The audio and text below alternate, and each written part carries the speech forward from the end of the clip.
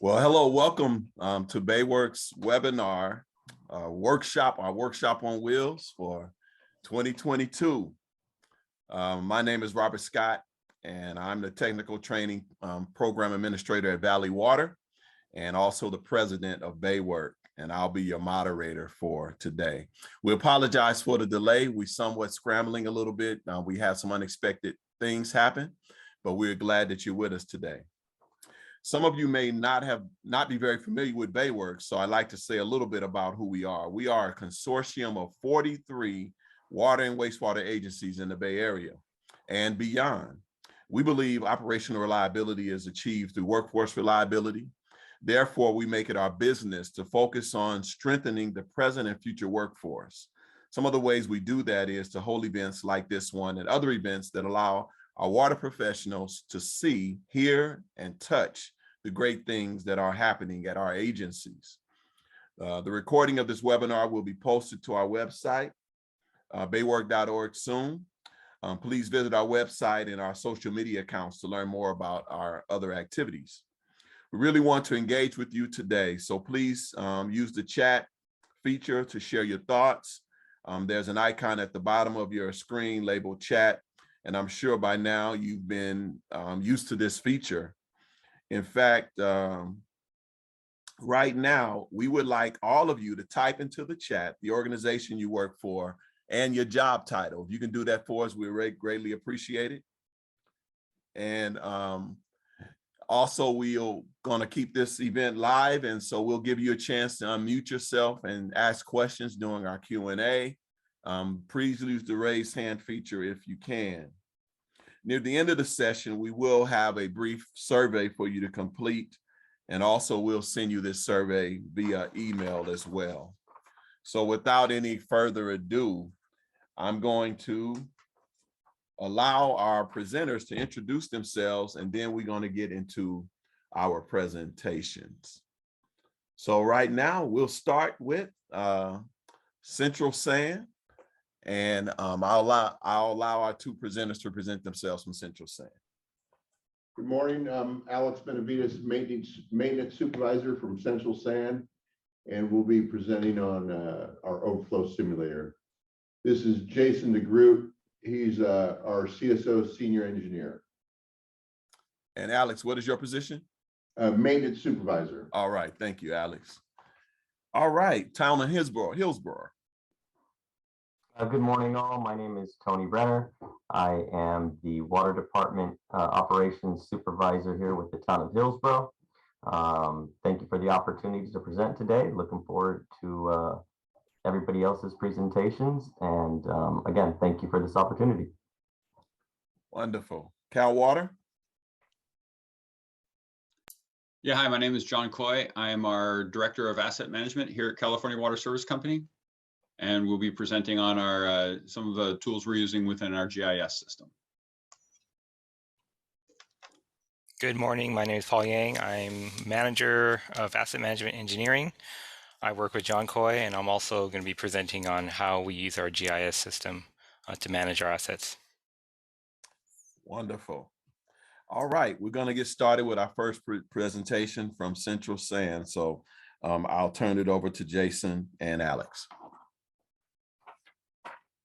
Good morning. So like I said, we're going to be presenting on our overflow simulator that we built.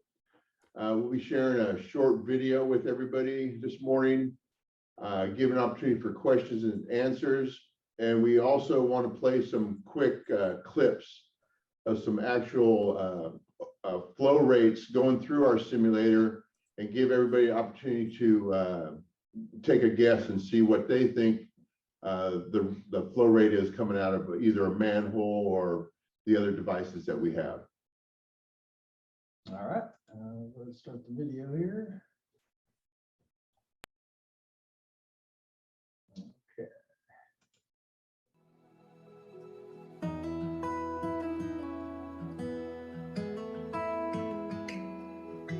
Hello, I'm Alex Benavides, the running supervisor at Central Contra Costa Sanitary District. Today I'll present the sanitary sewer overflow simulator we constructed for training field crews in overflow estimation. What is an overflow simulator? An overflow simulator is a training instrument used to train field crews to accurately estimate discharge flow rates from manholes, rotting inlets, and lateral cleanouts during a sanitary sewer overflow. This tool is essential to help provide the most accurate overflow estimation possible. The waste discharge requirements require reporting SSOs, including assessing the overflow's volume. This training instrument will train the field crews to estimate the discharge in gallons per minute multiplied by the overflow duration.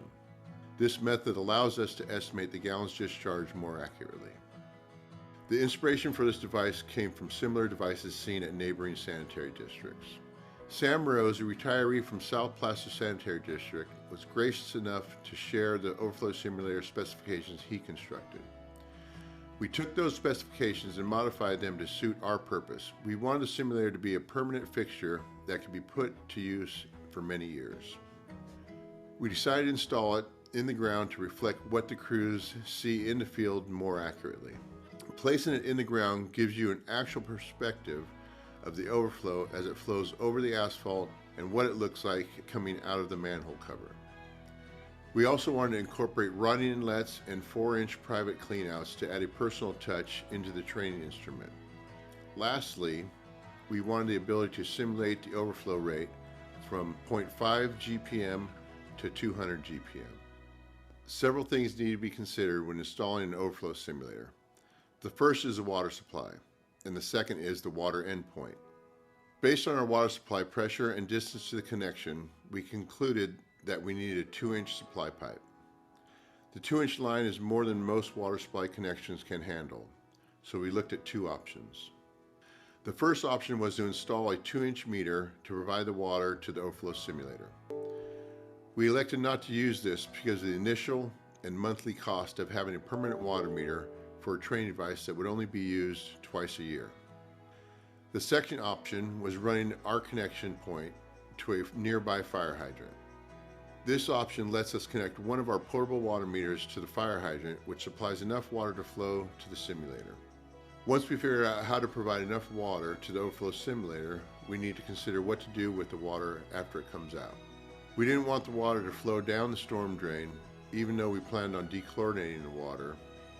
We chose a location of our simulator so that the water would flow over the asphalt into a catch basin where it would be dechlorinated and flow to a bioswale and recharge the groundwater. So what does something like this cost to install? Not including staff time to do the work, the cost was about $6,000 materials, including the patch paving contractor. It took 2 staff members about 2 weeks to fabricate and install everything. Now let's go outside and show you how to set up and operate the simulator. Here we are at the overflow simulator. These are the specifications I received from Sam Rose from South Placer Sanitary District. This is our manifold. This particular device here controls the flow from 0 to 10. Next we have from 10 to 20, and then from 20 to 200 GPM per minute. These valves here control each device. This one here runs to our manhole. This one here, if we were to open it, runs to our RI. And then lastly, this one here goes to our private cleanouts. I can demonstrate 5 gallons per minute coming out of the manhole right now.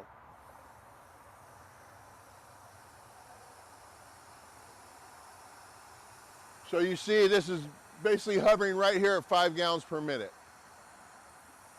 In a training, we just take it to 5 gallons a minute and have the guys guess their best guess of what the overflow rate is.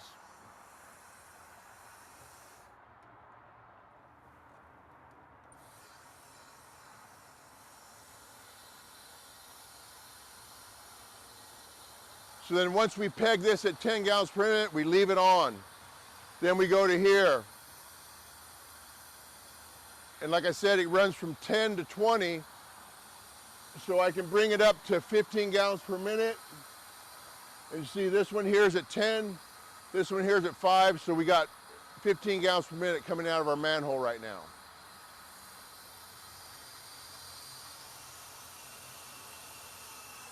Pegging these both at 10, so we got 20 gallons per minute. Now we're going to add in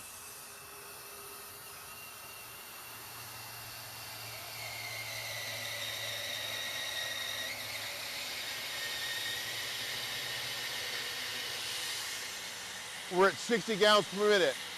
Both these are fully open, and this last manifold is set at 60 gallons per minute.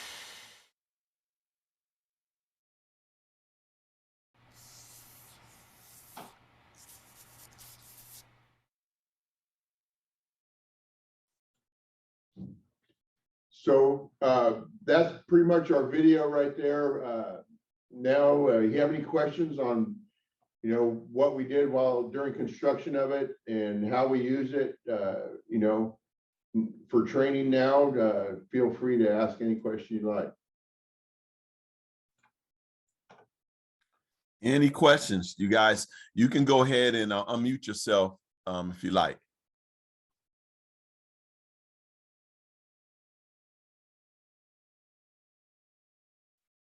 Or you can type it into the chat.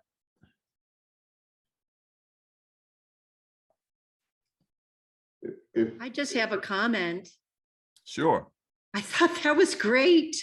It's simple and it just does the trick, and your guys can see everything visually and know and be prepared to give you pretty good estimates for reporting. That's all I wanted to say. Good job. Yeah, Thank you. know, one thing, we had one of our veteran guys over 30 years here respond to an overflow just after we had given one of our initial presentations or demonstration of the device when we were done. Yeah. And his comment coming back from the field, he said, man, it was real simple because, you know, this was what I was looking at out in the field at the flow rate. And I remembered you showing us in the yard just the other day, and it kind of refreshed my memory, made it real simple. So it comes in handy. That's great. Yeah, and one of the things we did that wasn't shown in the video is we actually ran the flow simulator through different rates, took pictures of it, and we actually have it on laminated cards that each of the guys have in their trucks, so they can actually pull that card from the truck and have a visual right there with them. That's great. I had a couple comments or questions. One, you said that you train twice a year. When are those training times? Are they the same time each year, or are they before things get busy? And I'd love to see a copy of the picture of the training card that you mentioned. I think those look pretty good too. Thank you. It was interesting. Mm-hmm. Sure. So we don't have specific times where we do it. We just have it on our, you know, on a calendar basically that we need to get it done in, you know, these months. And we don't have a specific date every year that we do it. And COVID kind of threw a curveball at us. So we really haven't done it, you know, that frequent during COVID, but that's our plan, and that's, you know, that's what we try to do to keep it fresh in everybody's mind. I'd like to ask, how many SSOs do you guys have in a year? And are they getting a lot of field experience doing that? And that is why you're training twice a year, or you do twice a year because that's what it takes because you have such a low amount? We just want to keep it fresh in everybody's mind. We're actually doing very good with overflows. What were we at last year? Yeah, we're right around mid-20s. Yeah, we last few years we've been hovering around the 20s and overflows, and in the past years ago we were way above that, and a few things contributed to that. We find that our SSOs are trending down over the years, and we're finding that our operators are losing some of that skill because they're not doing it all the time. So we started doing an annual training. We don't do an overflow like what you guys have, which is actually quite amazing. We just go out and throw some water on the ground and try to do volume estimations. Are you guys doing full SSO packet in your training where they're doing the volume estimation all the way to the end to where it's a deliverable packet? Sorry, can you repeat that last part of the question? When you guys, and it might be different for your agency, but in our agencies, our operators are responsible for filling out the entire SSO packet, including the volume estimation and coming up with their calculations. Are you guys doing that? When you do, is that part of your training all the way to the completion of the packet? So it's not, no, not on the same day. So we have what we call an orange sheet. And on the back side of the orange sheet, it has 3 or 4 different ways of estimating an overflow. And to take that information that we gather in the field and to get a reportable estimation that we can submit to CWIX or, it's a group effort to do that. We gather all the information we can from the guys in the field. Usually a supervisor is out there on site gathering, helping them gather information or assisting with whatever they need. And then we all come up with a best estimate we can possibly get to submit to CityWorks. I mean, CWIX. Our sheet looks like. Somebody's sliding things under the door to us here. It's called teamwork. So this our orange sheet basically goes over location, reporting information that we need to put into CWIX, line asset information, the results of each truck that has responded to the overflow, the final spill destination, and then when we receive the call, the time the caller noticed the spill, they first noticed the spill, the time our truck arrived on the site, and then when we got blowdown time. So when we stopped the actual blockage and stopped the spill. So all that is on the front of the orange sheet. On the back, like I said, we have different types of estimation, an eyeball method, we have area method, and then the overflow chart, which would be the gallons per minute. And that's where this chart here, we have it for if it was on concrete or asphalt, different calculations, and then the calculation formula right here to help the guys come up with their best estimation. So with that flow rate chart and keeping these guys fresh with our training at the yard, it just helps get our, like I said, the best estimation possible. Hopefully whoever slid that card underneath the door will run up to my office and get us the overflow chart that Jason mentioned. We have a laminated 4-page lamination that we distribute to all the trucks, so that way they have something to reference in the field, all the way from 1 gallon a minute up to 200 gallons per minute on each device that we encounter. Sue Murphy, you have a question?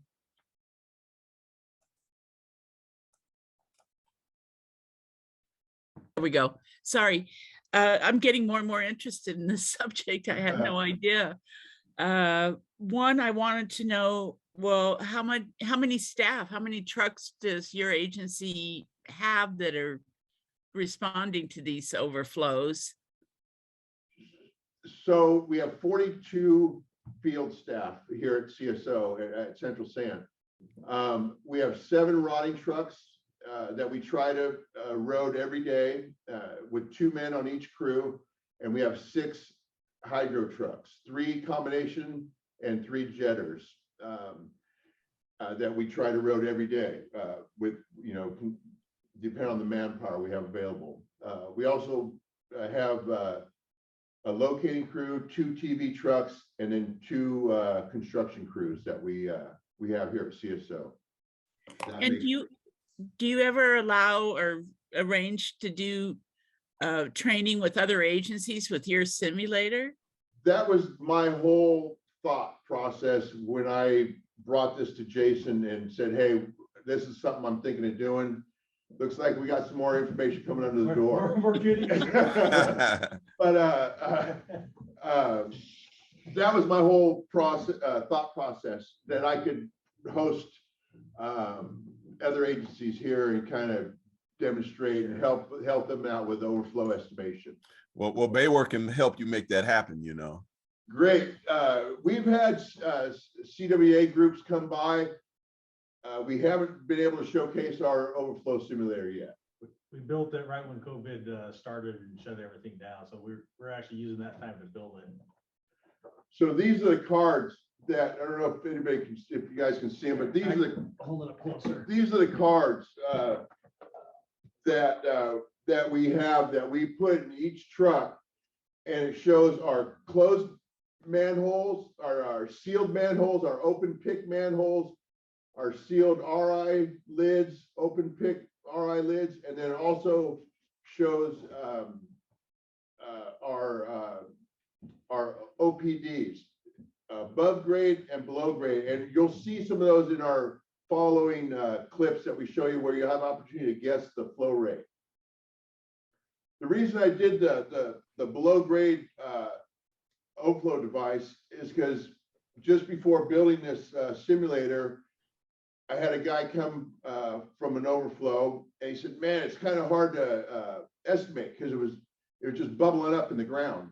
So I just kind of sparked, a light for me, and I decided to put it in a box below grade and demonstrate them, a below grade overflow on coming down a road, 4-inch overflow.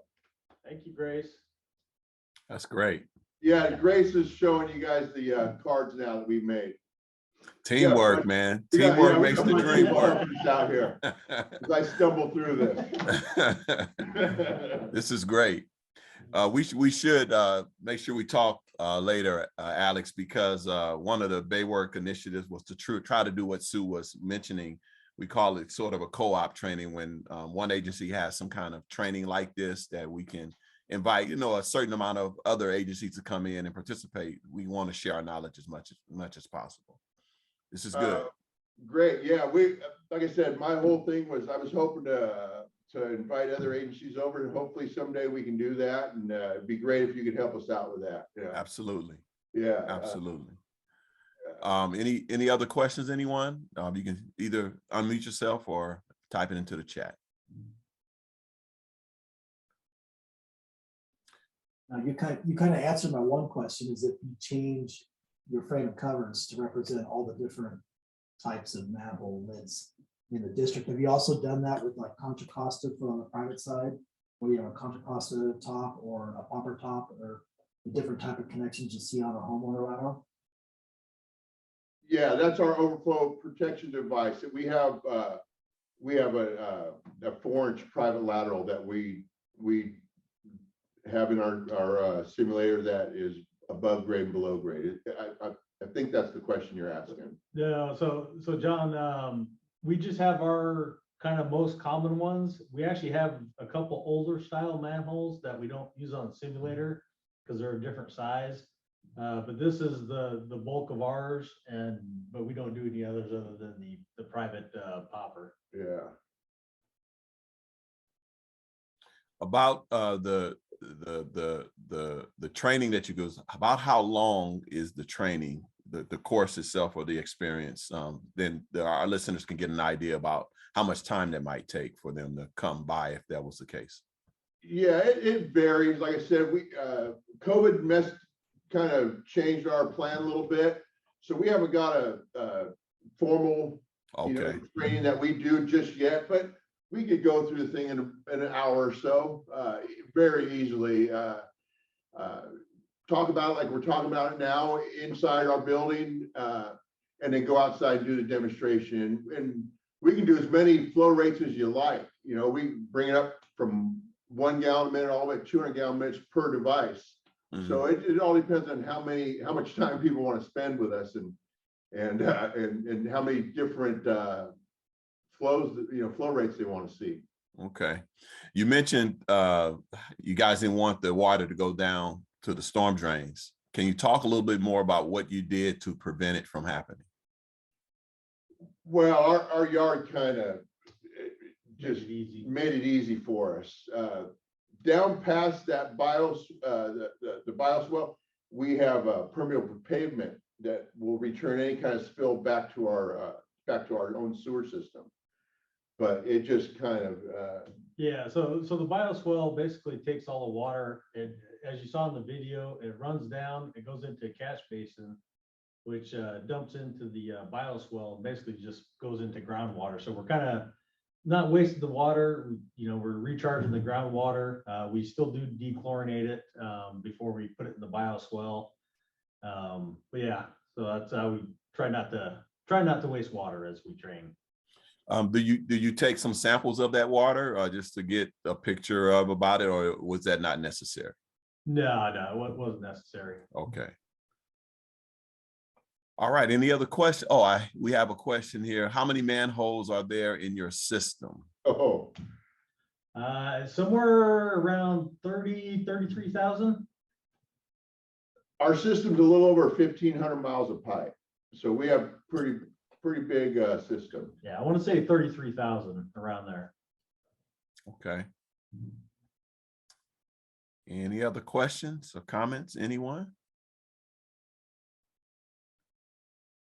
So I'll show a little video real quick here while if anybody's thinking of any other questions. So basically, this is why we train on different styles of manhole. This is actually a closed pick manhole versus a sealed or an open pick. And the one is the open pick is 150 gallons per minute flowing, and the sealed one is 100 gallons per minute. And you'll kind of see how similar they are. So let me go ahead and share the screen here. Share sound. So I restart it, and you'll see the water coming out of the sides is pretty similar, and the 50 gallon per minute difference is mostly coming out of the pick and in the open pick manhole. Oh, let's play that. And the lower right is the sealed manhole.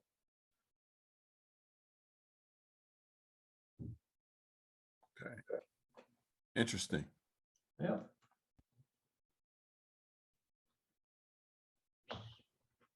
So if there's any other if there's no other questions, we can start playing the clips of the different flow rates through our, different devices that we have. All right. You can take a few minutes to do that, and then we'll. Sure. Yeah, there might pop up some more questions. So let's do the manhole with the open pick. And we'll play a few flow rates and see if somebody wants to take a guess at what a couple flow rates are coming through that manhole. All right. So here's the first flow rate.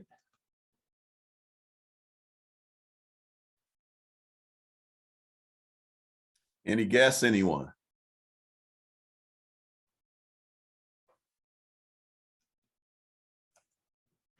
Nobody wants to guess. I got 5 gallons per minute, 25 gallons per minute, 10 gallons per minute. Yeah, 5 gallons a minute. I remember from the card. 3 gallons per minute. There you go. 10 gallons a minute. 10 gallons a minute. All right, here's the next one. It's good. There you go.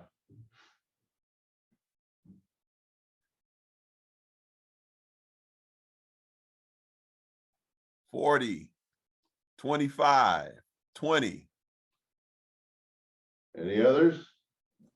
30, 25. 50. I see 50. 25 gallons per minute. 25. Okay. All right, one more on this device here, this open pick manhole.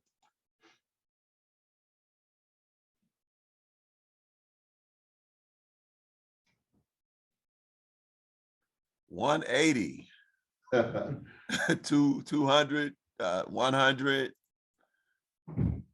181, 150. I see.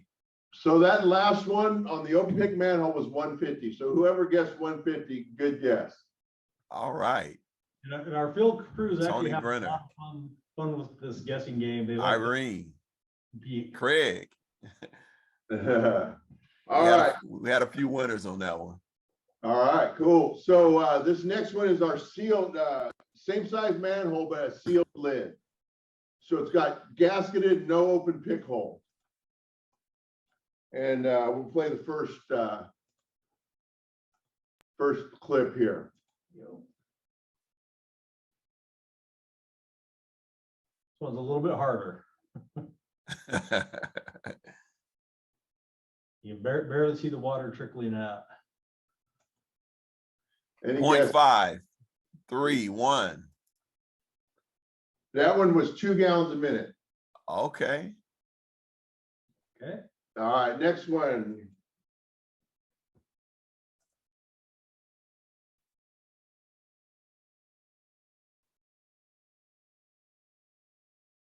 $10, 25, 15. Everybody's in the ballpark. There's 20 gallons a minute. All right. All right. Now All right, this is the last one on this sealed lid here.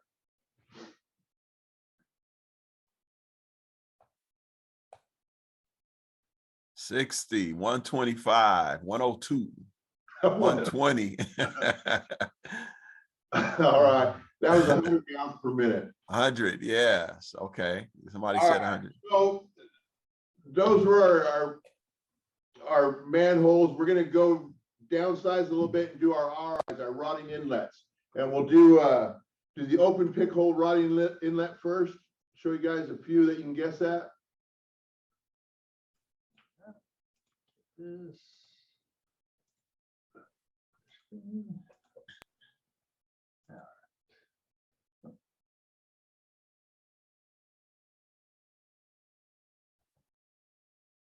30, 15, 45, 10. That one was 15 gallons per minute. Okay, somebody said 15. All right. John is hitting it. All right, next one. All right, there it is.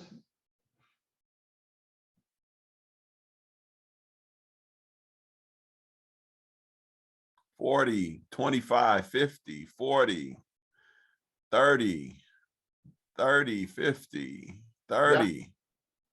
It was 30 gallons a minute. All right. We have some winners on that one. Yeah, definitely. All right, so same size lid. We're gonna go to the sealed RI lid. We're doing 3 flow rates out of this lid here.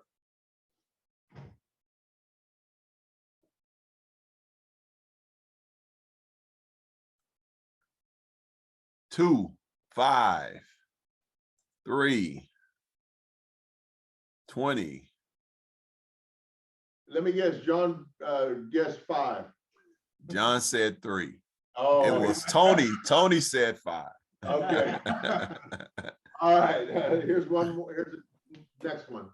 I actually haven't seen a raw hole overflow in a little while, so I'm a little rusty on it. All right. 15, 30, 30, 20, That's 50. 25 gallons per minute right there. And then we'll show you our last one on this particular lid. That's pretty good. That lid's hovering right over that opening there. 200, 150, 225, 150, 75. Okay. That was 200. So that's the max that our simulator will do for us there, 200 gallons per minute. All right. All right, so Good job, Tony. this one here is where, we added that private lateral overflow so that these guys can get familiar with these, if it's coming out of some homeowner's lateral. We have the above ground one, and then I think we'll have a below. I think it's just above ground. Is it just above ground? Okay, so let's get a couple guesses on this one.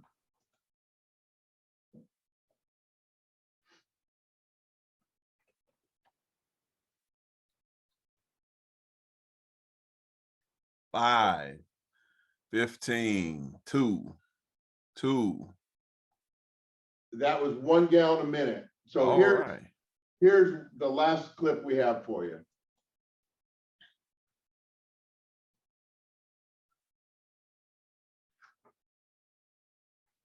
20, 10, 10, 15, 15, 15. Whoever guessed 10 is on it. That was 10 gallons a minute. All right, good job, Andrew. So basically that concludes Jason and my presentation. If you have any additional questions for us, feel free to ask us any question you like. Good job. So one question here, and then we're going to move on. Could you summarize the difference between the cover types? So we have quite a few manholes in our district, as Jason mentioned. But basically, our lids, the difference between our lids between the sealed and the open pick hole is we've started changing out all our casting covers to a gasketed lid, and either they have openings where the pick hole is, where the guys can get a pry spot to open the lid. They either have openings in those two pick holes, or everything's sealed. So where that lid just sits on top of that gasket in our casting. So that's basically the difference. And the only difference in the two steel lids you saw were the size, other than the pick holes. You know what I mean? It's a smaller one, the same thing. It has an open or a sealed lid. The bigger one has an open or sealed lid with a gasket. And then the overflow device basically self-explanatory. Well, great. Thank you, Jason and Alex. Great presentation. We're getting some comments in the chat about great presentation. And someone asked, can you get a copy? Yes. The presentation and recording of this webinar will be posted on baywork.org. As soon as we can get it edited and all that stuff. So just stay on the lookout for that. And so thank you guys. Great presentation. We're going to move on now to the town of Hillsboro's presentation, and we're excited about it. Good job, guys. Thank you. Good job, gentlemen. Again, good morning, everyone. Tony Brenner, town of Hillsboro.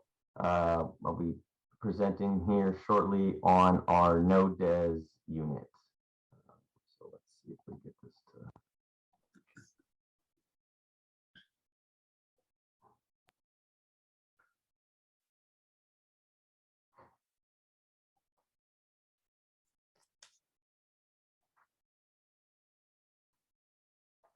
Good morning. I'd like to take a brief moment to introduce myself. My name is Tony Brenner. I am the Public Works Water Division Supervisor. I've been with the town of Hillsboro approximately 16 years. Maintenance worker most of that time. The last 3 years was promoted to supervisor. Here's just a brief introduction of the town of Hillsboro. The town of Hillsboro is a residential community located in San Mateo County, California. We are just south of San Francisco. Neighboring communities are Burlingame and San Mateo. The town is 6.23 square miles and has a current population of approximately 10,000 residents. The town, through its Public Works Department, performs essential services that include the maintenance and repair of water sewer collections and storm drain infrastructure. Hillsboro's water distribution system.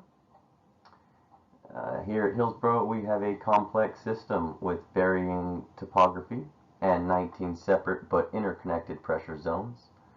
The infrastructure network includes 108 miles of water mains, 10 water storage sites consisting of 18 water tanks, 14 water pump stations, with 7,500 various assets such as water meters, fire hydrants, and valves.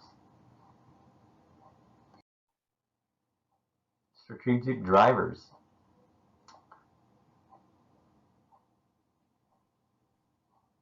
We wanted the unit to help support the town of Hillsboro's mission to provide safe, reliable, and clean water.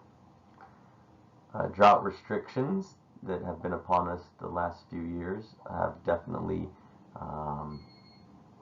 impacted the way we conduct business, along with rising cost of water.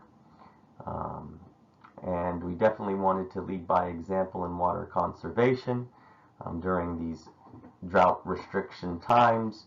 We are asking our residents to cut back and conserve, and we wanted an opportunity and a way to show that we are also doing our part.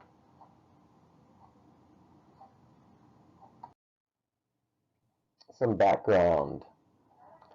The town acquired our NODES unit in February of 2011 in order to eliminate water waste associated with traditional UDF operations. The town continues to use traditional UDF operations to flush its water mains where NODES flushing operations are not practical. Areas such as our open space easements. The town also conducts water quality flushing activities which NODES flushing operations helped to reduce. Unit operation.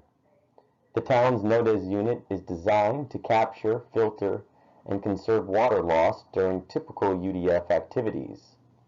During normal operation, the unit is connected to 2 fire hydrants using a 5-inch hose, as an onboard pump creates a reverse hydraulic loop of 3 to 5 feet per second in order to scour the mains, because we're looking to remove sediment, biofilm, and other deposits that have built up within the water pipe between the 2 hydrants. As water passes through the unit, it is filtered, treated, and monitored, and then pumped back into the distribution system. The water within the reverse and therefore closed hydraulic loop passes through the unit until the pipes between the hydrants are clean and the desired water quality results are achieved. The process eliminates virtually all water loss associated with your typical UDF activities. Some operational advantages versus UDF. The following are some of the observed advantages. We have noticed that with NODES, we are able to eliminate nearly all water loss and related stormwater discharge issues typically experienced by the town during its traditional UDF operations.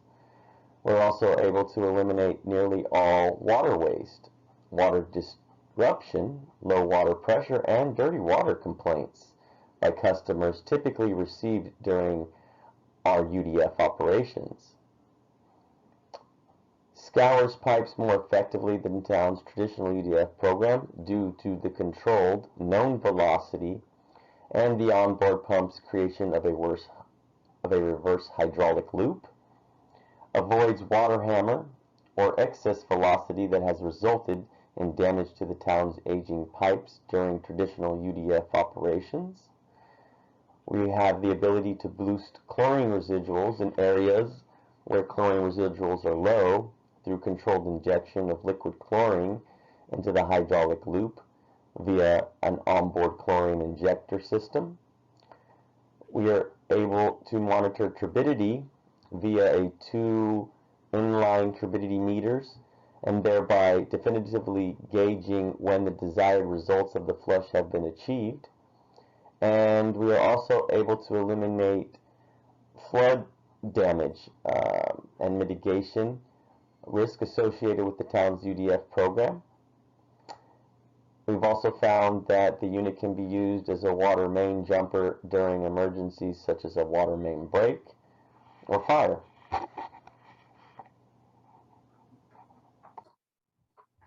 Some operational disadvantages versus UDF. NODES requires the laying out of many feet of 4-inch or 2-inch hose, which can be time intense.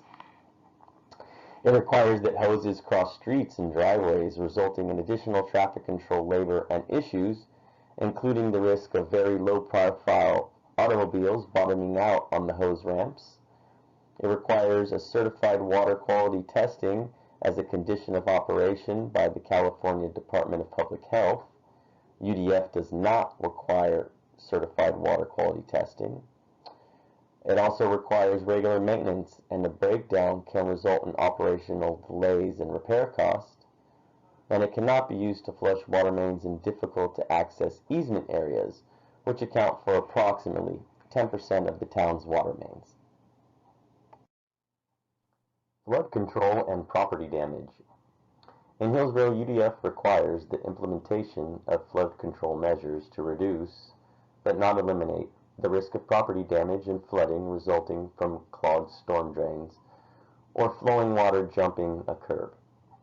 Damage due to water entering private landscapes and homes are rare but have occurred. Because NODES creates a contained hydraulic loop, virtually no water is lost during flushing. This eliminates the need to sandbag and direct water away from properties.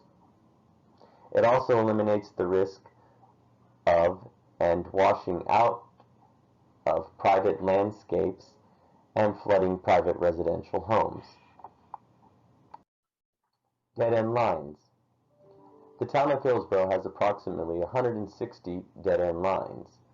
Because Hillsborough is a residential community with larger than average parcels, dead-end lines can act as water reservoirs, particularly in our winter months when irrigation and overall water use is down. The lack of turnover of water in these dead-end lines results in nitrification issues, which in turn necessitates water quality flushing. Often, dead-end lines also become repositories for sediment from further up the distribution system. In Hillsborough, it can be difficult to UDF these dead-end lines due to limited storm drainage and other flood control considerations. This can often result in an over-reliance on water quality flushing in dead-end lines. In Hillsborough, NODES is being used to effectively remove sediment from lines that have been difficult or impossible to UDF. The anecdotal result has been a decreased need to conduct water quality flushing to date on dead ends flushed with the NODES unit. This effect will be better defined as the town continues to move through its distribution system with the NODES unit. Further UDF operations can only be conducted during the dry months in Hillsborough due to the possibility of overwhelming our storm drains during wet weather events. This is unfortunate since UDF would help combat nitrification that tends to occur during the winter months due to residential water usage. NODES operations can be conducted in any season.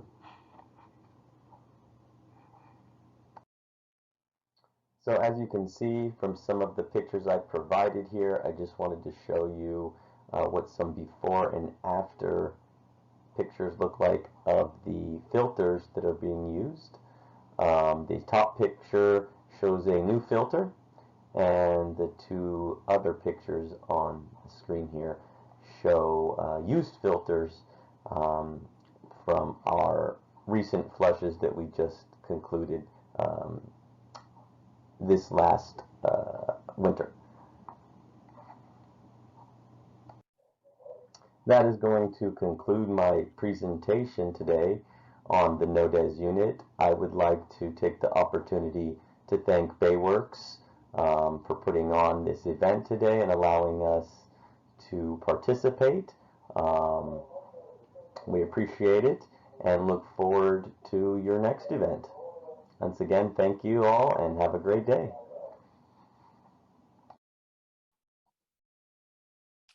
All right, Tony, thank you.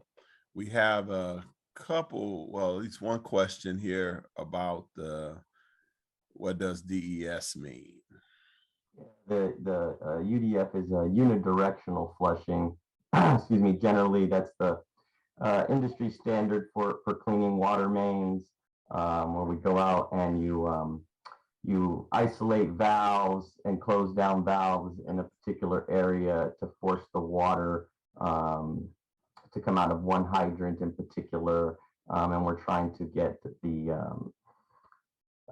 velocity up so that we can achieve the cleaning of the main.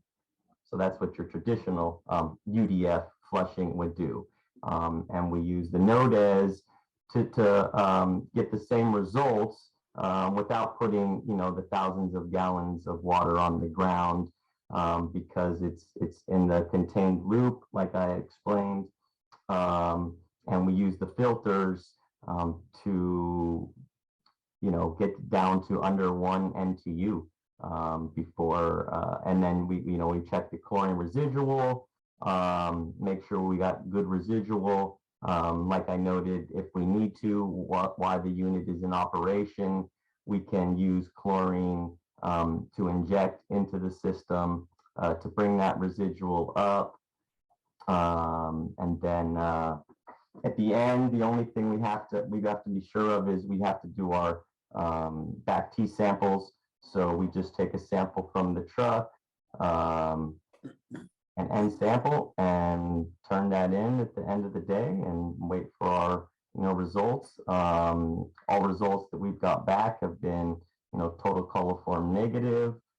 So we haven't had any issues as far as hits or anything while using this particular piece of equipment. Okay. Do you still have the same unit that was purchased in 2011? We do, but we are actually in the process of looking to upgrade our unit. We've kind of gone back and forth between maybe possibly purchasing a new trailer mounted unit versus the truck. Little bit, I think, for us here in Hillsborough, the truck is a little cumbersome. It is pretty big. Our streets are tight. But we just got some costs, so we're looking over that. And if we don't do that, there is a good chance that we're going to retrofit what we do have. I will say one advantage of the new system versus what we have today is that you are able to continue to keep the unit in operation when you have to change the filters. The new unit is 2 filters. With the first, you run one till it basically gets clogged. At that point, you're able to use a bypass to go into the second vessel, start filtering through that vessel while you're changing out the other vessel's bags. And then when that gets full and they're done, you just keep this process going. Unfortunately, with the unit that we have, if you have to change filters, you have to shut everything down. We have to depressurize. So not definitely not. Was their first. I believe we actually got the very first prototype or unit that was off of the assembly line.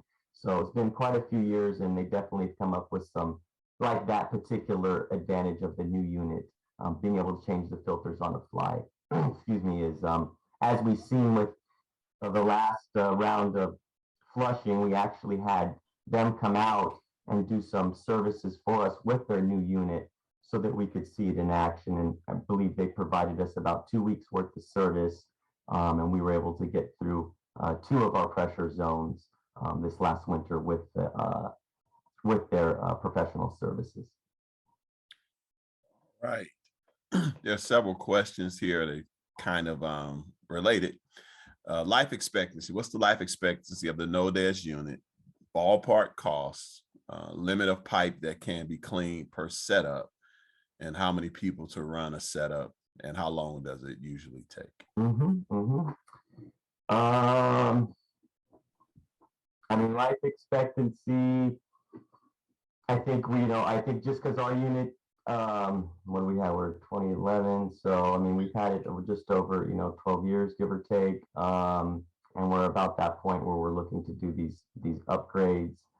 How much pipe can be cleaned? It kind of just depends. I mean, we have about enough hose to do approximately about 1,000 feet in that particular, like between hydrant to hydrant, but you're not limited to just hydrant to hydrant. You can go out and isolate valves that can get your loop to get larger. So, oh geez, this last time, I want to say we were doing loops that were like 15 to 1,800 feet, give or take. It usually takes anywhere between 3 to 4 people to operate the truck. And that's usually if we need some traffic control. But the nice thing is if you are able to get it off on, not such a busy street, and like I said, valve off, you're not out on the main highway. You can be off on a slower street, and that seems to help. Let's see how long is it. And the setup and breakdown, that it just depends on the run you're doing, but we were averaging, I'd say, anywhere between, I don't know, an hour to an hour and a half setup. Same thing for breakdown. So you're looking anywhere between 2 to 3 hours, give or take, just setting up and breaking down. And then the flushes, we've had some flushes that the mains were a little cleaner, and half hour, 45 minutes. We've had other mains that we were on for 6 hours, because as soon as we put that first set of filters, within like 30 seconds, they were clogged and we were having to switch. And so it just depends on how dirty the system is and how often you're flushing to remove the sediment, not just water quality. So if we're on top of it, then it seems to be less time. But this last time, we hadn't got, I think it'd been about 3 or 4 years since we had got back to the area that we just did. So it'll be interesting to see when we get back, then the next round, to see if what we did this time definitely helped clean up the area, and we should see the times go down from there. Okay. And see how many days a week or month. I'm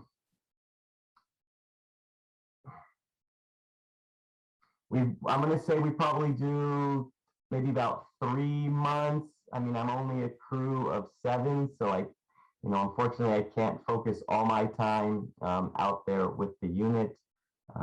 So we definitely try to get out just before the winter months, right in late fall. I know for us here, that's definitely when we start to see our demand drop off and our water quality start to take a hit. So we try to get out, just before that, so we can, combat that and help get a handle on that sooner rather than later.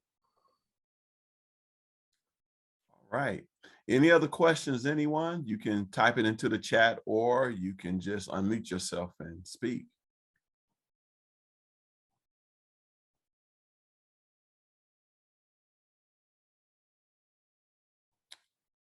All right. Doesn't seem like there are any other questions. Tony, thanks for providing this presentation and information. We really appreciate it. Any final comments you want to make, Tony? No, just again, thank you for the opportunity to present here, and appreciate it. Great. Thank you, Tony. Thank you. All right. If a question comes up that you didn't ask now, but you thought about it, we may have some time later, and we can address it. If Tony's going to hang out, he can answer it then. But we'll move on now to California Water Services. You guys can take it away. Good morning, everybody. Can everybody see my screen and hear me okay? Yes, sir. Fantastic. Well, thanks for inviting me. I'm honored to be here and present. My name is Paul Yang. I'm a manager in the asset management engineering department. And my partner, a coworker, teammate is here, John Coy. He'll be also presenting right after me. We're both talking about how we use GIS to manage our assets. More specifically, how we use the system to map our service points and forecast future main breaks, as that's a challenge I think we all face within the water industry. All right. So like I said, we're from California Water Service Group. We have 24 districts across the state, along with some peer companies in other states as well. And just to give you an idea about our infrastructure, we serve a little over 2 million people through 494,000 service connections and 6,000 miles of pipelines. And those stats are relevant to what we're talking about today, so that's why I included those in there. So starting off with asset management, the number one rule of asset management is knowing what you own and where it is, right? And that's where I'm starting from when it comes to our meters and our services. Historically speaking, as a company, we did not map these. We mapped the mains. We did a good job with that, but we did not map our meters and services. For one reason, it's very obvious in some ways where the meters are, and you can see them. But today things have changed, and there's a lot of reasons and benefits why we'd want to map those within our systems, and some of those we'll talk about today. On top of that, it's a lot of meters, and it's across the entire state. How do we do that? And we have limited resources. We don't have, just like everybody in this call, I'm sure, we didn't have extra people, looking for more work. Additionally, everyone's busy with the day-to-day jobs, and one of our objectives was to have minimal disruption to our operations people. And lastly, we didn't want to create another data silo. We have some of those, and they're things that cause challenges later. So we wanted to use the systems we have and have them aligned as best we can. So those are kind of what I call our asset inventory challenge, and it's a tall order. So we put our heads together and we came up with a solution that I'll describe here. So here's our Cal Water solution, and I love talking about this project in the sense that it's a great example of how the right mix of people, business processes, and tools can overcome a large problem or challenge. I think we showcase that here today. And perhaps, I would say even more importantly this morning, this project highlights the Baywork ethos that we really need people to fill mission-critical jobs that are essential to public health and safety. So there's my Baywork plug right there.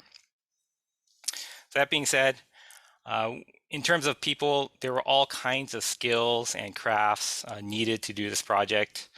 Primarily, we needed our meter readers to help us collect data because they were visiting the meters, routinely every month. We also needed people to write computer code. We needed analysts to create training documents and to support the overall process. We also needed a business process, a defined business process, because that would help us with training. It would create consistency and quality for the data that we collect. And lastly, we need tools. We have some traditional tools. Of course, we need GPS units. We're all familiar with those. We got a little fancy and we wrote some Python code, and that helped us do things a little faster and more consistently. And lastly, and my favorite tool was the baseball hat. And baseball hats were a critical tool we use for efficiency. And you might be thinking to yourself, baseball hats, what do we do with baseball hats? So I'm just going to ask you to hold that thought in question. You'll see it'll become clear in a moment. But I just want to say that, yeah, we had to be creative here to overcome the challenge, and baseball hats were a big portion of that. Thanks for the plug, Paul. No problem, no problem. Okay, so here's our process flow chart, and this is a necessary but maybe a dry portion of the solution, but it boils down to 3 work streams, I call it. We needed district operations of meter readers. While they read the meters, we needed them to collect the GPS reading when they're at the meter. Okay, it sounds very simple. We needed the GIS people in the engineering department to collect and analyze the data and ensure that it meets our quality standards. And also, we used an external vendor to help us actually map all the vast amount of data points. And there's a handful of boxes that are highlighted in red. These are the points where we use Python scripts to automate or make the process go a little faster. So this is our business process, and also this helped us with consistency and training on what we're doing. Okay, here's the fun part.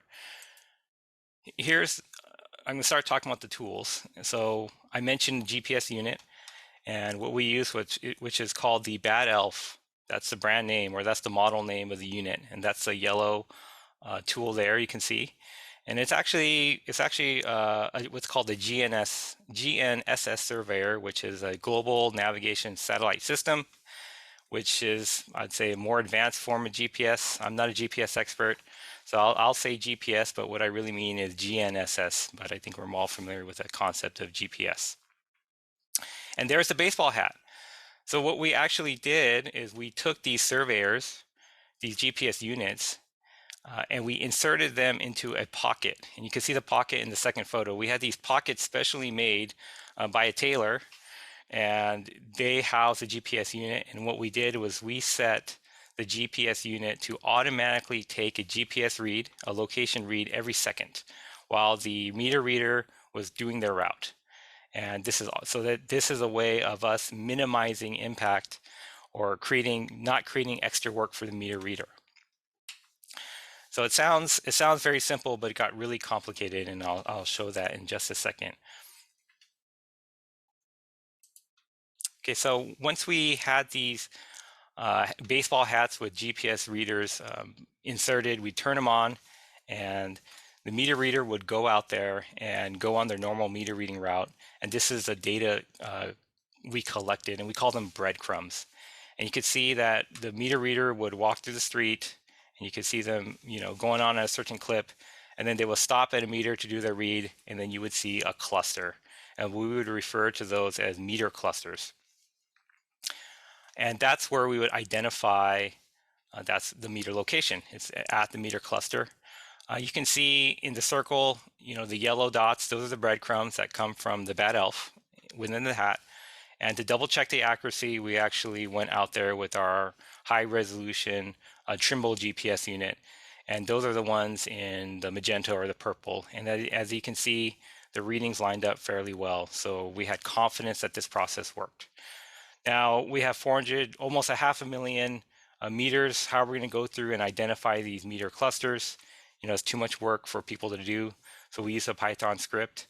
The Python script went through all the data and it identified which of the breadcrumbs were clustered, and we would consider them the location of a meter.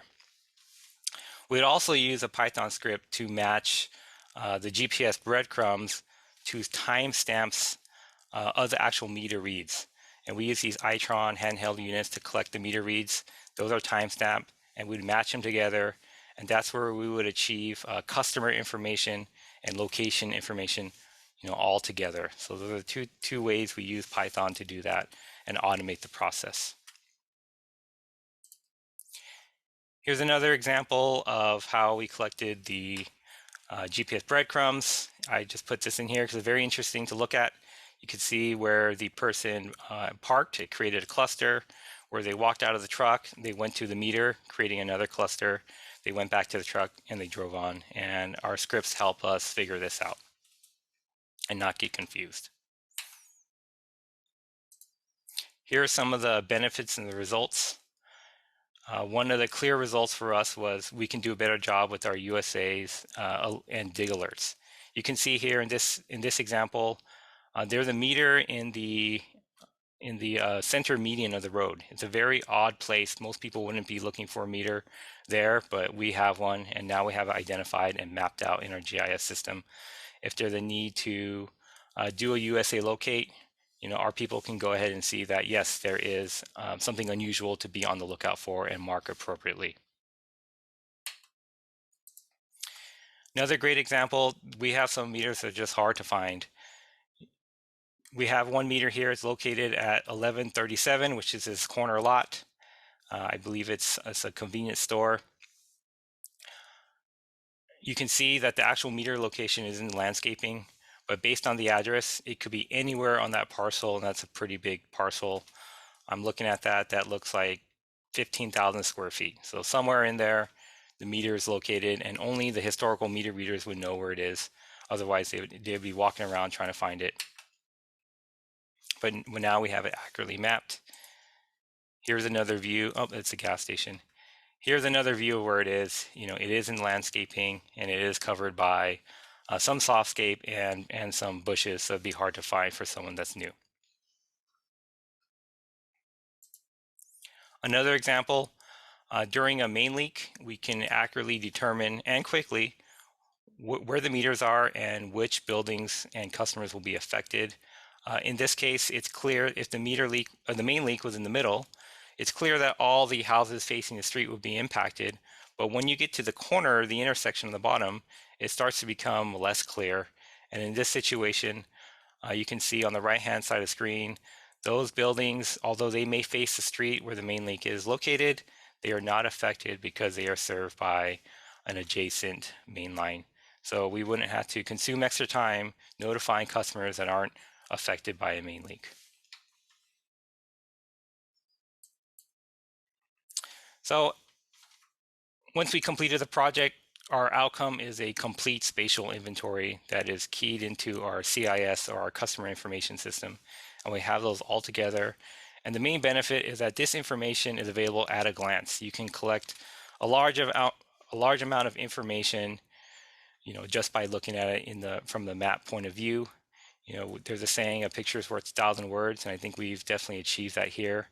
And here's a short listing of all the internal customers that's found benefit in this data project. It's operations, customer service, engineering, hydraulic modeling, the planning department, conservation, and corporate communications. And there are several more, and this is just a short list. What we can do with this data, there are several other benefits and potential future projects identified, and it'll also serve as a basis for things that we don't even know about. The needs that'll come up in the future will have a basis for it. So that's our project. I'm going to stop here and turn over to my partner, John.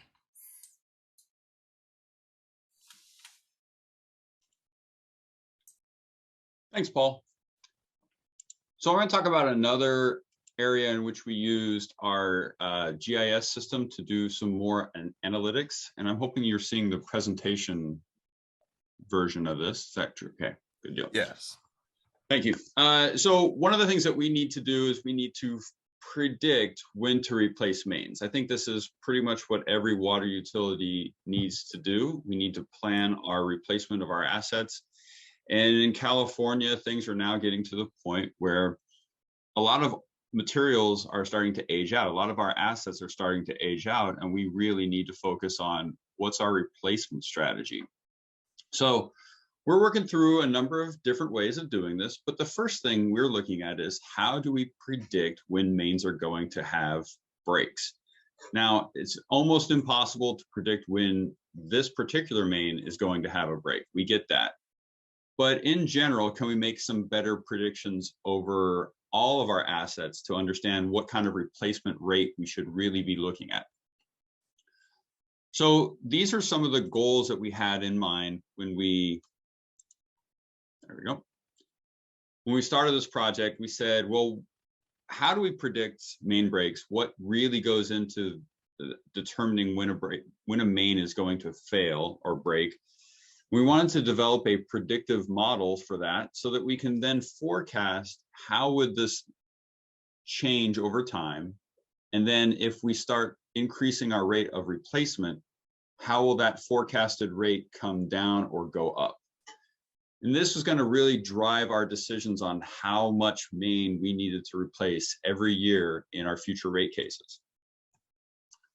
So just taking a look at some of our historical data, back in the early 90s, we started to keep a database of leaks that was consistent across our company. Prior to that, we had probably paper reports that never really got archived in any one central repository. Doesn't mean we don't have the data, but we can't gather it. So there's some missing historical data. Plus, we have service leaks, which may be one thing. We have leaks that are recorded that could be the result of a contractor who hit the main. We also have pipes that have been retired, but we still have leak data. So we need to evaluate whether the leak was on a retired main or on a current main. So there's a lot that needs to go into analyzing this data, because all this is right here is a location on a map and a description of the leak. So we're not really going to be able to do a lot of data analysis by going through line by line. We're going to have to do a little bit more Python magic again, back to the idea of what Paul talked about, being able to code a lot of this. So our GIS team took a look and tried to match all of that leak data by filtering out the things that were service leaks or contractor hits. And we looked to basically match all the leaks to the pipes that were active at the time. So we needed to identify active mains per year. Plus, we needed to figure out, well, how many miles of main do we have installed in our system that are 16 years old? So then we can figure out, okay, well, how many main breaks do you have on 16-year-old pipe? And so this got really complex really quick, and we have to take 6,000 miles of main, summarize all of that by age, material, our district, year of the leak, pipe diameter. So it was a lot of data records to have to create and then summarize into one consolidated report. Now, it took about a week to run the analysis. So we may need to work on how to make it a little bit faster. But that's because we figured out that we did this analysis a few billion times just to make sure that we went through and analyzed all the material, all the pipe age, every mile of main. So there's a lot of computer work that was going into this. So ultimately, what we get out of this is a listing of pipes by district, by year, by age, and the number of breaks that we had on each particular material. So then we're going to be able to use this to do some predictive modeling. I'll talk about that here in just a second. But as we went through it, we found that we have some data quality challenges. Surprise, surprise. So obviously our leak reporting only goes back 30 years, so it's not perfect. It's going to miss some stuff. We also recognize that not everything gets mapped accurately from once it's installed into our GIS system. There's always something that gets missed around the edges there.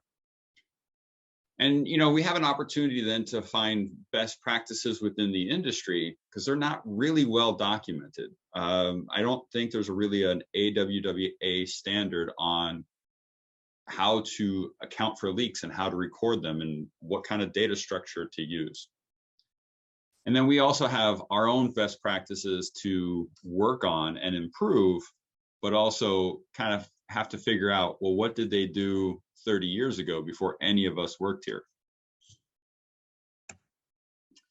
So I'm taking this from the AWWA M77 manual, which is an example of a recommended practice for evaluating useful life for mains.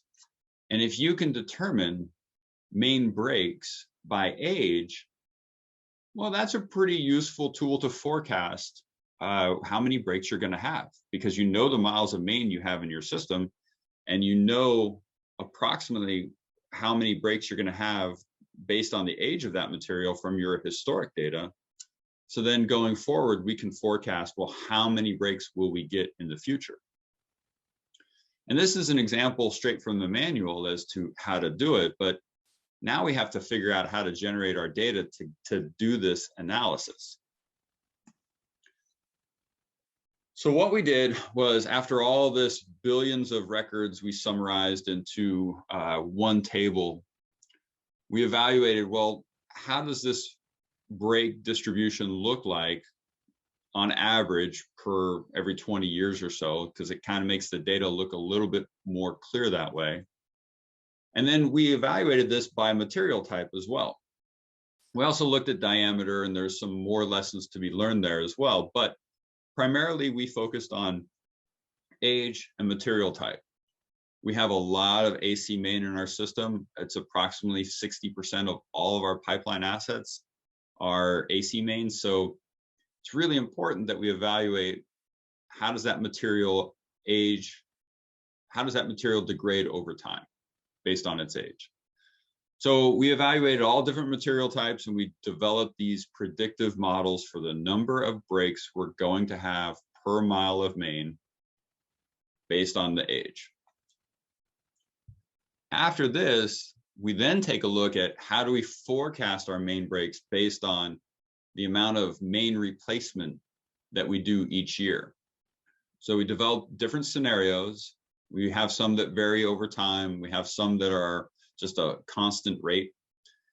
And we're using this to then estimate what we need to include for future funding. And we also know that we're going to have some issues, as a lot of California was built up in the late 40s, 50s, and 60s. There's going to be a wave of main that needs to be replaced coming soon. We do want to get ahead of that, but we also need to know, how bad is it going to be? And this will help us define what is a reasonable level of service, because we all know you can't run a water system without having main breaks. You just want to minimize the ones that you have so that they don't impact your customers in too difficult of a manner. So we're going to be using this to kind of forecast our main breaks ahead of, hopefully, I'm showing here a distribution of mains by age in our system.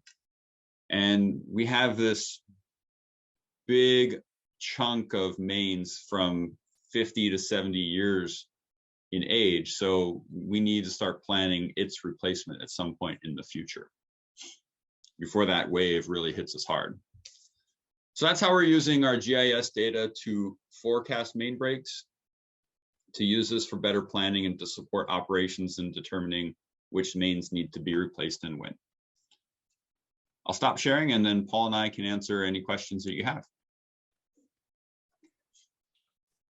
All right, thanks, John and Paul. If you have any questions, you can put them into the chat, or you can unmute yourself and sound off.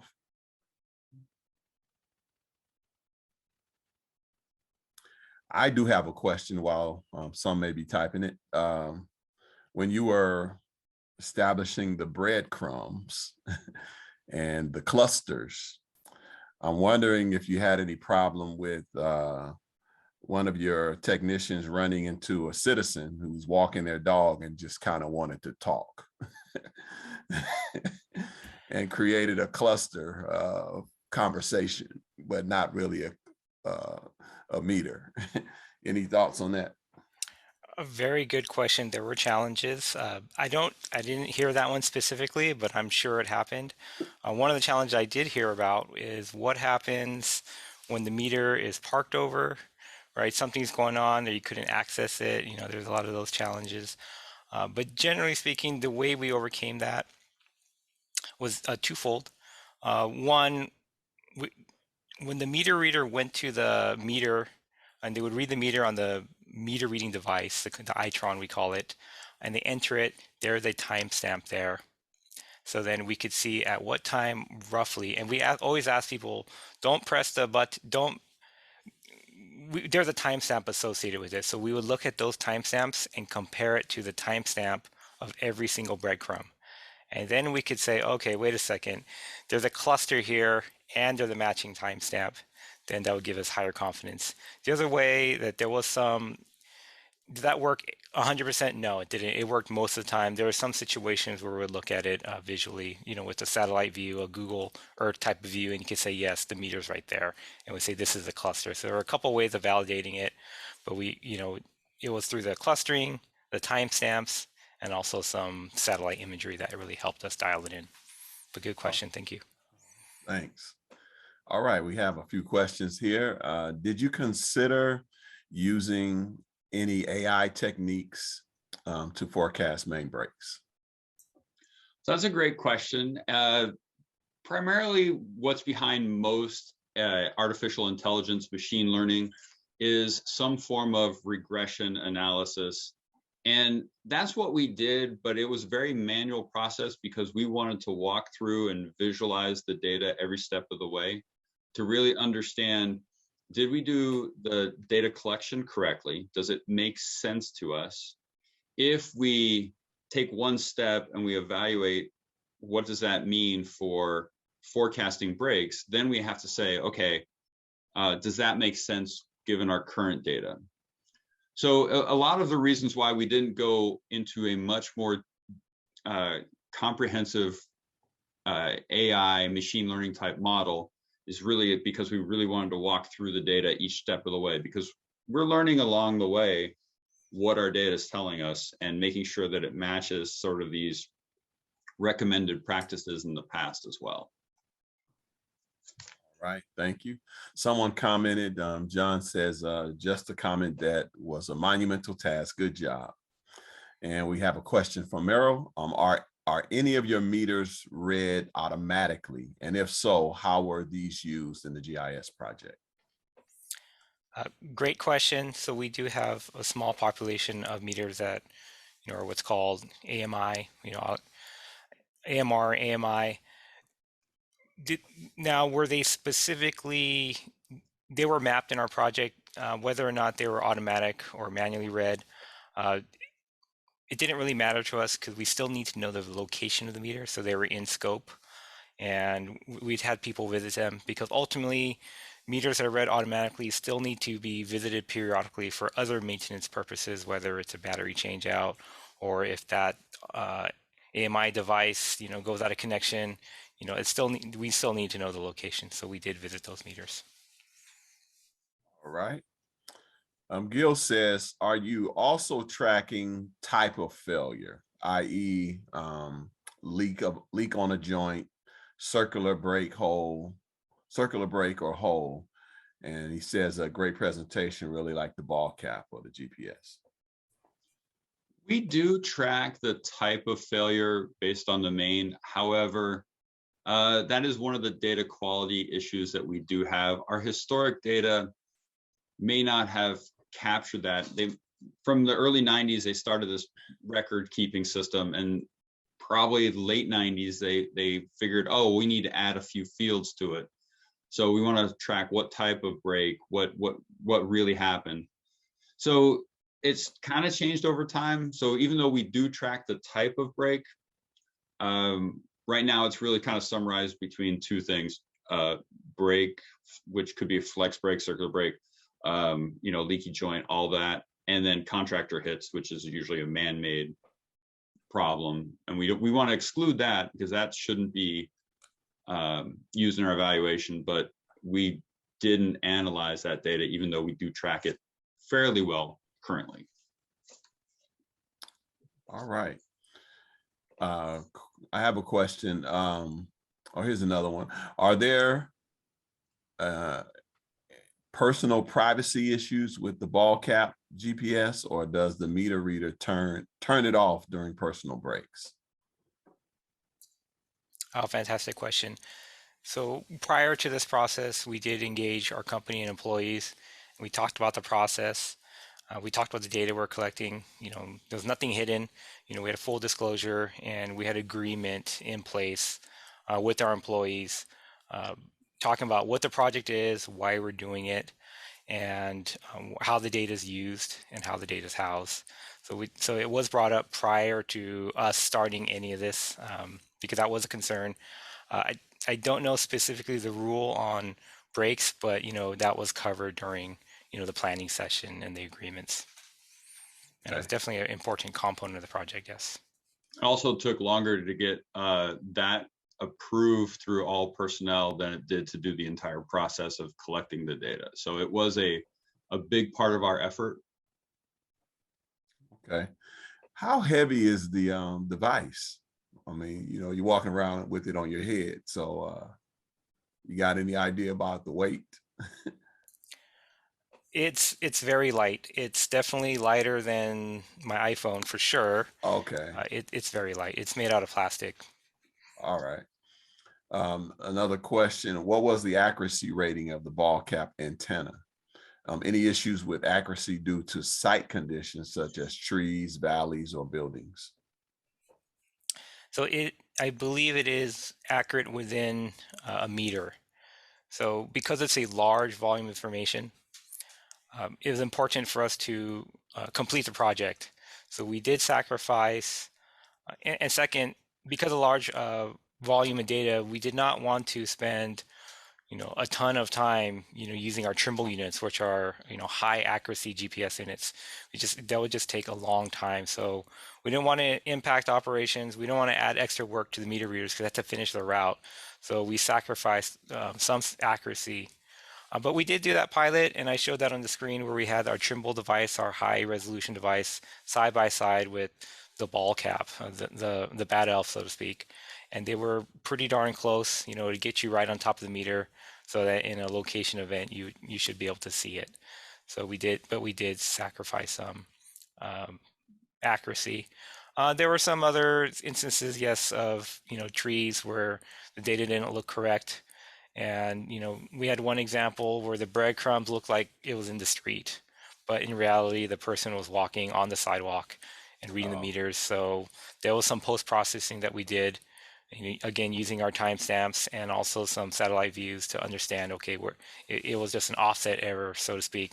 We would still identify the cluster and move them over to where we would see the meter or the meter box.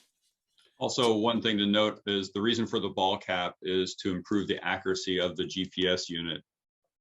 Because if they held it on their person, there would be more of a chance of interference or missing data or other issues related to accuracy. So that was a big part of the design and the piloting. Okay. So how did you determine the ball cap style? How did you figure out, okay, we're going to go with this style, this color, or whatever? Can you tell us a little bit about that? I think that's a standard hat. I'll just say that. We did have to specifically find some type of, a supplier that was willing to fabricate the pocket, so to speak. That wasn't, I think that was separate. We bought the hats that typically make our hats for the company, and then we had to take those hats and ship them somewhere else. And they, fabricated this pocket and attached it on there, and there's a strap of Velcro to secure it. And so the process and a procurement process in itself. Okay. Do you use a CMMS system that works with your GIS to continue to analyze the data for future record keeping? So historically, our CMMS system has been there for tracking our vertical assets and our pipeline data. We're really just tracking within our GIS system. So they have been historically separated. We are working to include a little bit better connection between the two so that we can do exactly that, do the analysis more regularly rather than having to do it this manual process. Even though it's a script that we've developed, it still takes time and somebody still has to go through and make sure that it's running accurately and that the results are good. But it would be better to make sure we have something that's doing the analysis in the background. Okay. Are you tracking breaks on appurtenances such as valves, hydrants, et cetera, in terms of GIS info and more specifically asset management? We are tracking breaks on specific appurtenances. We don't necessarily keep them within our CMMS asset management software, but we do track them as a separate item. And so when we did the analysis, we had to exclude those as well. Hit hydrants, broken valves. Okay. And what brand of GPS device did you choose? Did you lease or purchase, and why? Good question. So it is called the Bad Elf GNSS. So that if you Google it, it'll come up. But that's the actual company name is Bad Elf. And the reason why we selected that one was number one, it was accurate enough. It met our requirements for accuracy. It's small and relatively easy to operate. But one of the major drivers of the purchase is battery life, right? So it had to be able to stay on all day while the meter reader is performing the route and collect the GPS collection, every second, creating the breadcrumb. So that is the major driver for that model. It could last all day, and it actually might last 2 days, but we did ask people to charge it when they finished every night. So in terms of lease versus purchase, I don't know if there are any lease options available. They're not terribly expensive, so we ended up purchasing several units. When you say several, can you give a better picture of the number of units? I believe it was just about 100. Okay. And we Thank asked you. for the bulk discount. That was smart.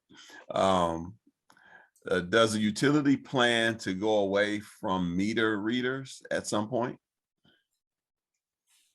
So I think that's a really good question, and it's hard for us to say that that's our plan.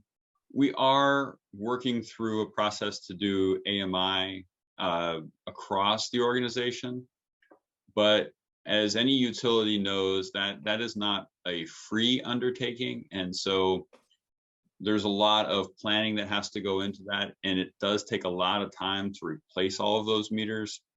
So this is a long-term process, and I think our direction is to try to implement AMI throughout the organization, change the business process to eliminate people driving around to read meters, but it's going to be a long time before we completely change our utility.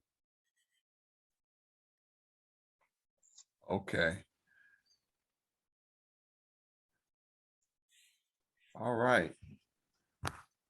Any other questions, anyone? You can unmute yourself or you can type it into the chat. Want to make sure we hear all your questions.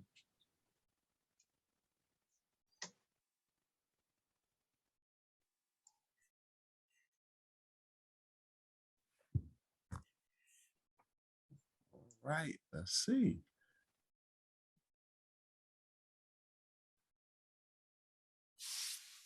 Well, thank you, guys, and for this great presentation and sharing your information. You also, if you want to ask a question from any of our past presenters, I know they may still be on here just in case you had a question about those presentations. We're going to put the survey into the chat, the survey link, and also we will be emailing the link to you. And the presentation and the recording of this session will be on our website soon. And we just want to thank you all for being in attendance with us today. Again, we apologize for the delay in the beginning. We had some unexpected things happen. And we really want to get your thoughts on the survey. It's really not a long survey at all. Won't take too much of your time. So please let us know. And there'll be some follow-up information coming. And we want to thank all of our presenters for presenting today. And I want to give the presenters a chance for any final words that they might have. And we can start with Mr. Coy and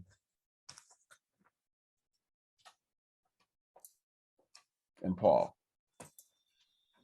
I don't have anything, but I would like to say thank you to everybody for letting us present here. We're very proud of the work that we've done within our GIS team.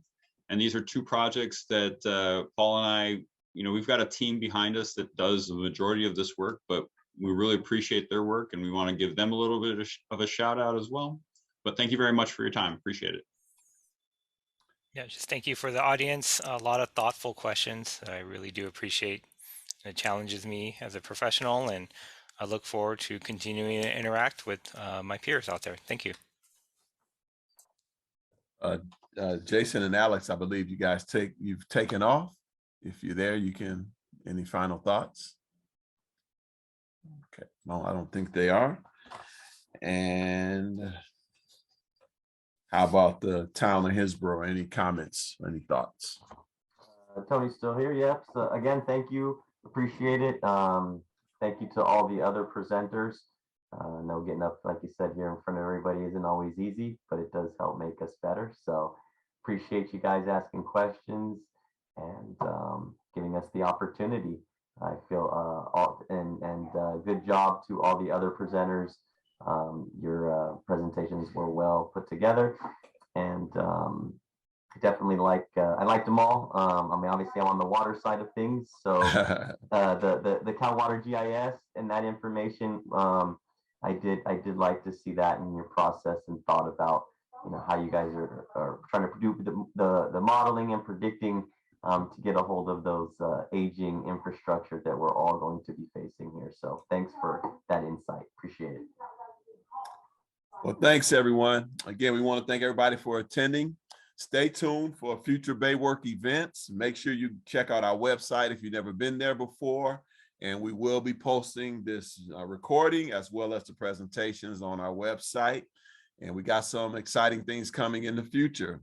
So hang in there, keep being the great water professionals you are and producing clean, safe water, or whatever your role is in your organization. And we look forward to seeing you guys again soon. Have a great rest of your day and take care and be safe.